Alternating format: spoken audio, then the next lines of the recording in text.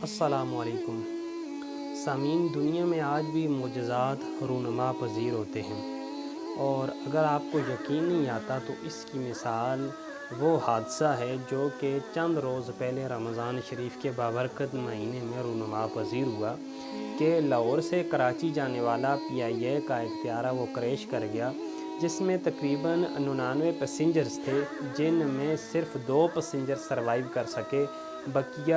جو 97 پیسنجرز تھے وہ شہادت کے رتبے کے اوپر فائز ہو گئے۔ ان پیسنجرز میں سے ایک پیسنجر وہ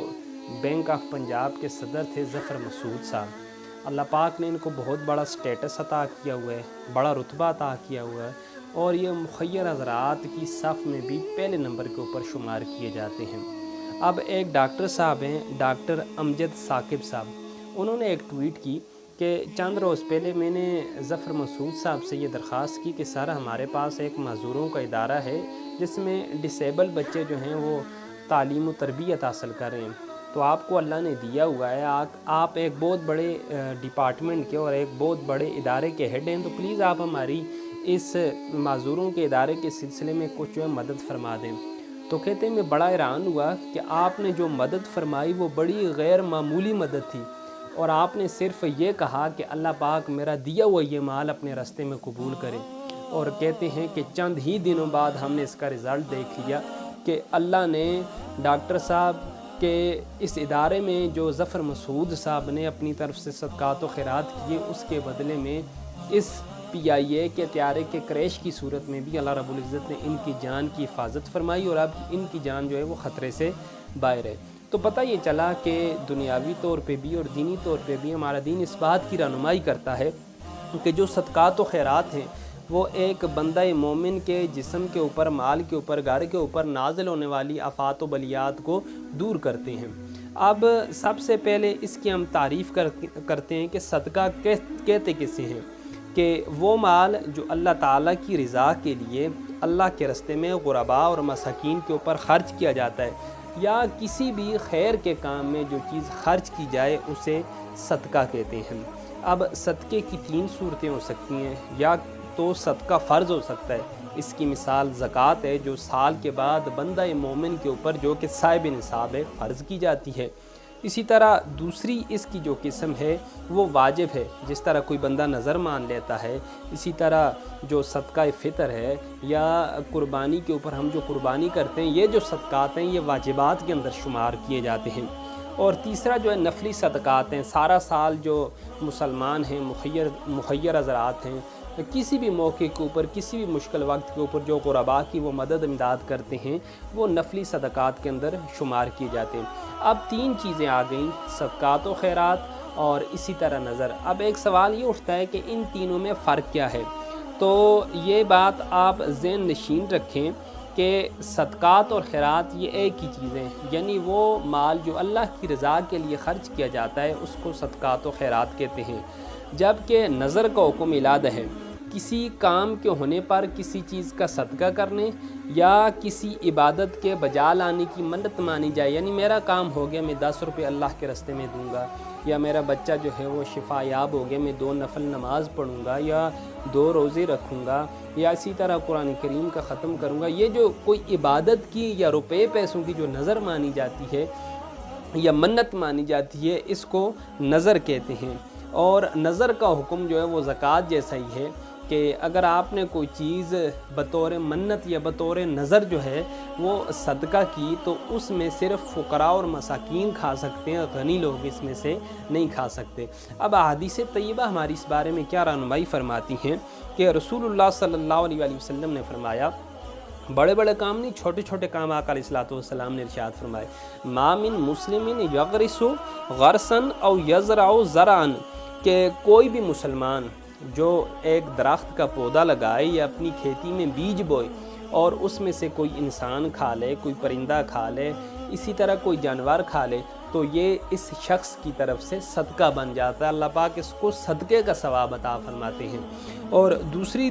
حدیث طیبہ کہ رسول اللہ صلی اللہ علیہ وسلم نے صحابہ کرام کو اور تعصب قیامت آنے والے مسلمانوں کو نصیحت فرمائی کہ اے میرے صحابہ، اپنے آپ کو جہنم کی آگ سے بچاؤ، اگر تم بہت زیادہ امیر نہیں بھی تمہارے پاس کھجور کا ایک ٹکڑا ہے تو اس کھجور کے ٹکڑے کو ہی رائے خدا میں دے کے اپنے آپ کو تم جہنم کی آگ سے بچاؤ کہ یہ جو کھجور کا ٹکڑا ہے کل قیامت والے دن یہ تمہارے درمیان اور جہنم کے درمیان ایک آڑ بن جائے گا اور تمہیں یہ جہنم سے محفوظ رکھے گا۔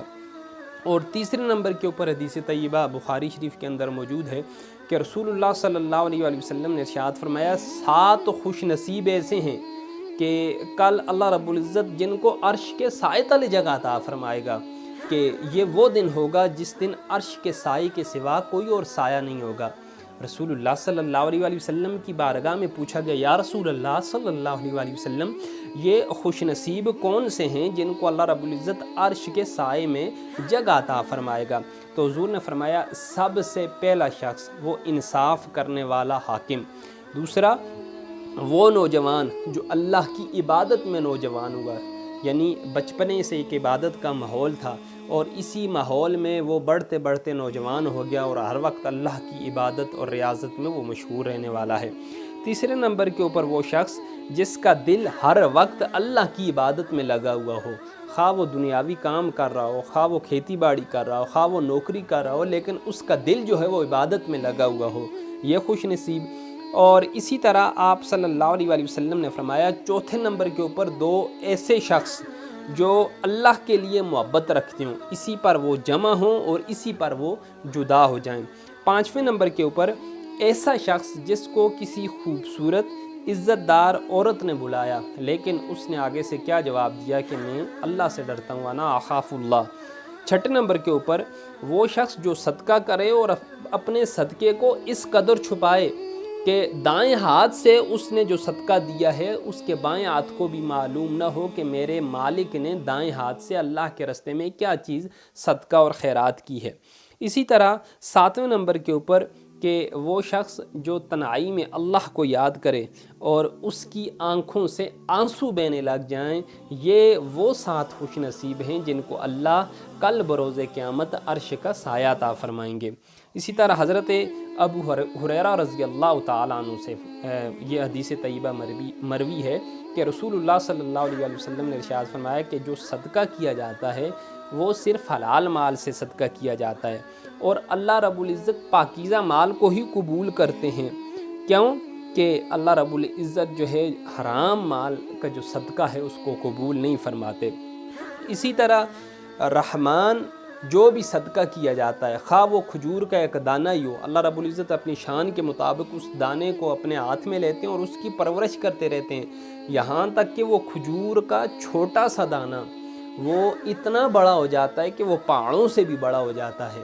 حضور نے اس کی مثال بیان فرمائی، جس طرح تم لوگ زمیندار وغیرہ ہو یا جانور وغیرہ پالنے والے ہو، تم ایک بچھیرا لیتے ہو اس کی پرورش کرتے ہو یا ایک اونٹ کا بچہ لیتے ہو اس کی پرورش کرتے ہو تو وہ بڑا ہو جاتا ہے، اسی طرح اللہ رب العزت اس کے صدقے کو بڑا کرتے کرتے پہاڑ جتنا کر دیتے ہیں اور کل قیامت والے دن اس بندے کو پہاڑوں جتنا ثواب ملے گا۔ اور آخری حدیث طیبہ حضرت ابو ہریرہ رضی اللہ تعالیٰ عنہ سے مروی یہ حدیث پاک کہ رسول اللہ صلی اللہ علیہ وآلہ وسلم نے ارشاد فرمایا کہ ہر جوڑ پر ہر روز میں کہ جس دن سورج طلوع ہوتا ہے صدقہ ہے۔ اب رسول اللہ نے چھوٹی چھوٹی مثالیں بیان فرمایا تم 2 آدمیوں کے درمیان عدل کروا دو، یعنی ان کے درمیان جو حق اور سچ کے اوپر مبنی فیصلہ ہے وہ فیصلہ کر دو، یہ بھی تمہارے لیے صدقہ ہے۔ اسی طرح تمہارا کسی آدمی کا یا اس کے جانور کے متعلق مدد کرنا کہ وہ بندہ ہے بوڑھا ہے، آپ اس کو جو ہے سہارا دے کے اس کی سواری کے اوپر سوار کروا دو یا اس کی خاطر اس کی سواری پر اس کا سامان اٹھا کے رکھ دو، یہ بھی صدقہ ہے۔ فرمایا اور کچھ ہی نہیں، منہ سے جو اچھی بات تم نکال سکتے ہو یہ اچھی بات نکالنا بھی تمہارے لیے صدقہ ہے۔ اور اسی طرح ہر قدم پر جو تم مسجد کی طرف چل کے جاتے ہو، اللہ پاک ہر قدم کے بدلے جو ہے تمہیں صدقے کا ثواب عطا فرماتے ہیں۔ اور سب سے مختصر سا طریقہ کہ اور کچھ نہیں کرتے، رستے میں کوئی پتھر پڑا ہے، رستے میں کوئی کانٹا پڑا ہے، اس پتھر کو کانٹے کو تکلیف دہ چیز کو رستے میں سے ہٹا دو، تو یہ ہٹا دینا بھی تمہارے لیے صدقہ ہے۔ اور رسول اللہ صلی اللہ علیہ وسلم نے ایک اور حدیث بھی بیان فرمائی کہ انسان کے 365 جوڑ ہیں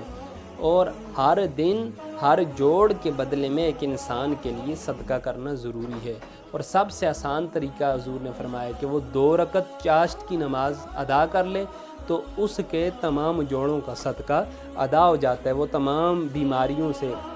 تمام ہر طرح کی آفات اور بلیات سے مبرہ اور منزہ ہو جاتا ہے۔ تو یہ واقعات جو پے در پہ رونما پذیر ہو رہے ہیں، ہمیں صدقے کی طرف، اللہ کی طرف رجوع کرنے کی طرف راغب کر رہے ہیں کہ صدقات کے اتنے زیادہ فوائد اور فضائل ہیں کہ یہ انسان کو موت کے منہ سے اور موت کے پنجے سے بھی اللہ کے فضل سے، اللہ کے اذن سے چھڑا لاتے ہیں۔ اللہ پاک ہم سب کو صدقات و خیرات کرنے کی توفیق عطا فرمائے۔ وما علینا الا البلاغ المبین۔